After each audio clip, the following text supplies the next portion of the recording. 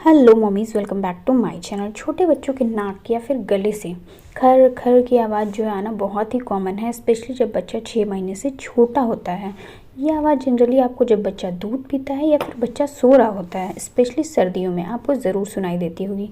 तो आज की वीडियो में हम यही बात करने वाले हैं कि आखिर बच्चों के गले से आवाज़ क्यों आती है या बच्चों के नाक से आवाज़ क्यों होती है। तो आइए वीडियो को शुरू करते हैं। उससे पहले चैनल पर नए हैं तो सब्सक्राइब ज़रूर कर लें।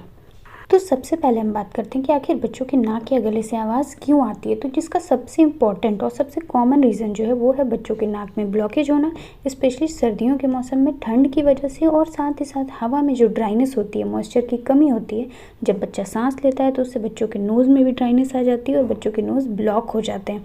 और जब बच्चा सांस लेता है तो बच्चों के गले से, सीने से आवाज़ आनी शुरू हो जाती है। तो इसलिए आप बच्चों की नोज़ की सफाई जो है रोज़ाना करें। इसका नेक्स्ट कारण होता है बच्चों का ढकार ना दिलाना। जब आप बच्चों को दूध पिलाते हो तो कई बार बच्चे को दूध पिला के आप बिना ढकार दिलाए सुला देते हो, जिसकी वजह से बच्चे का दूध है वो कभी कभी पेट से गले में आ जाता है, और जिसकी वजह से बच्चे को जब आप सुलाते हो तो आप देखोगे बच्चे के गले से जो है वो आवाज़ आती है।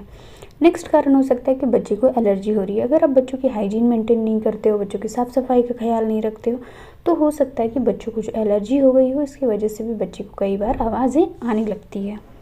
नेक्स्ट इंपॉर्टेंट पॉइंट है कि अगर घर में किसी को आपको सर्दी ज़ुकाम है तो हो सकता है इससे बच्चे को भी इन्फेक्शन हो गया हो। इसलिए अगर आपके घर में किसी को भी इन्फेक्शन है तो उससे बच्चे की थोड़ी दूरी बना कर रखें, ताकि बच्चे को वो इन्फेक्शन ना हो, क्योंकि बच्चों की इम्यूनिटी वीक होती है तो बच्चा तुरंत वो कैच कर सकता है।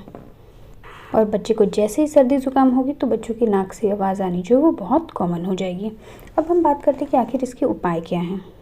तो सबसे इजी सॉल्यूशन है, आप बच्चों के नोज़ में जो है सलाइन ड्रॉप डालें। सलाइन ड्रॉप जो है वो किसी भी आपको केमिस्ट के शॉप पे आसानी से मिल जाता है। ये कुछ भी नहीं होता है, बस नमक और पानी का घोल होता है।